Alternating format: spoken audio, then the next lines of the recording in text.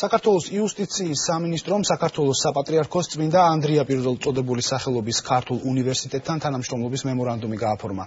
მემორანდუმის გაფორმების მიზანი ინტელექტუალური რესურსების განვითარება, უმაღლესი საგანმანათლებლო დაწესებულების სამართლის მიმართულების პროგრამების სტუდენტთა პროფესიული მომზადების ხელშეწყობა, სამეცნიერო საგანმანათლებლო მეთოდოლოგიური სიახლეების დანერგვა, იურიდიული განათლების სფეროში კვლევითი და სამეცნიერო პროექტების ერთობლივი განხორციელება.